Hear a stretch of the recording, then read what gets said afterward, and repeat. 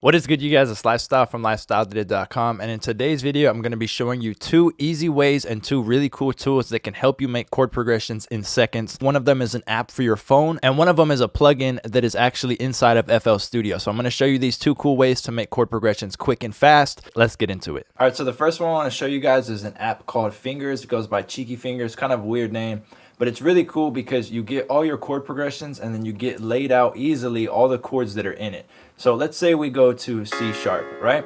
We got all the variations that are in it, and then we can go to related for this key and it'll tell us all the chords that are in it, and we can easily tap them, see the fingering, and play them out. So if I went to C sharp, it's going to show me how to play that chord and what it looks like. And all of these are going to be fitting in key. We can go to any key we want. Let's go to E. You could check out, majors, the minor of E, augmented, diminished E, everything. We can come into related, see all of the related chords again, play them out and learn the fingering of them to play them by ourselves. And we can also go to progressions, and you'll see for every key they have common progressions, and then you can create your own progressions. So you can go through here and listen to some of the progressions they have, and you could switch them right here from major to minor. You could listen to them. So we could hit add, then we can play some chords.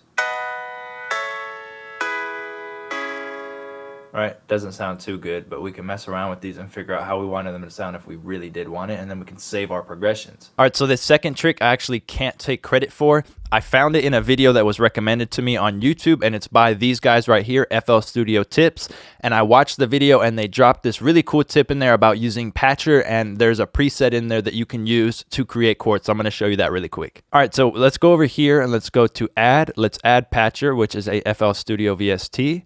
All we need to do is come to preset, and there's Yoda Saw. All right, once that's loaded up, you see that we can choose a key signature right off the bat, right? So the first thing that we can do is choose any random key signature. So let's go with F. And that's what I did in this video for Tim when he was making the beat, and a lot of you guys asked what it was. I did say what it was, but if you didn't catch it, here it is. So next thing, we need to go over here to map, and these are the VSTs that it's going to be using. So pretty much what's happening is all of this routing that they did, they somehow figured out for me to hit one key on my keyboard, it'll play a chord. And every chord or key that I play will stay in key with what I chose right here. So if I choose F, right, the key of F, when I go back here and I hit C on my keyboard, it's gonna give me a chord. So I'm going to play random notes on my keyboard. I am playing one note at a time. So if I just hit C on my keyboard, we get a chord. If I hit F, chord. F sharp, chord. C sharp. That's a chord that it's playing for me, right? And it's going to keep them in key.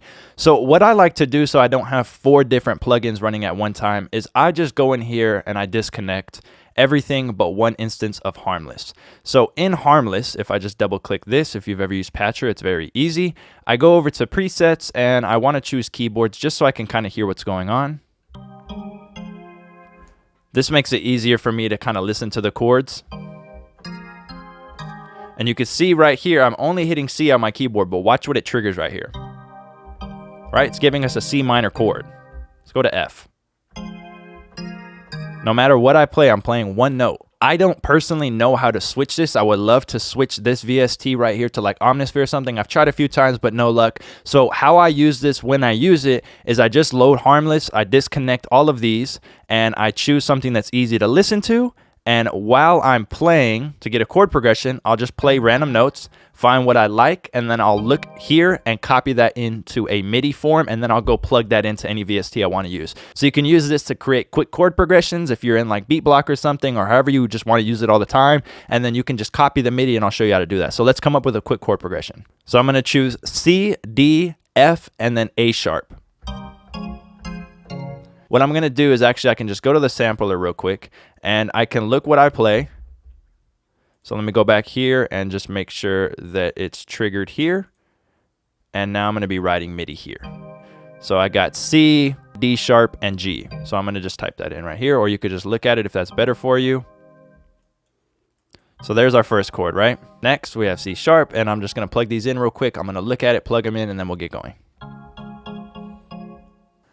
All right, so now we have these chords written out, right? Let's space these out a little bit more and we'll kind of play around and see what we like.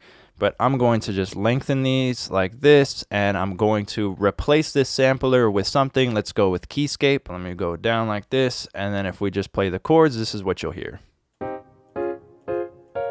Let's bring this one down a bit.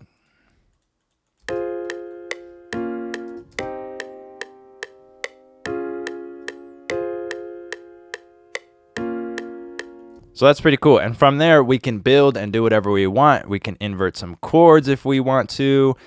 We can add a top melody. We can move this around, however we want to do it. And you can go in here and, you know, switch around however you want this to operate and function. If you want it to trigger in G, and then again, you could just go in here and watch what happens down here, or you could just use this plugin or any of these plugins. If anyone knows how to actually switch this out just right here for like Omnisphere or Keyscape, so you don't have to export the way I'm doing, leave a comment in the description. Thank you guys so much for watching this video. If you did like it, leave a thumbs up. You can follow me on all social medias at Lifestyle Did It. Make sure to hit my site, lifestyledidit.com, for everything else.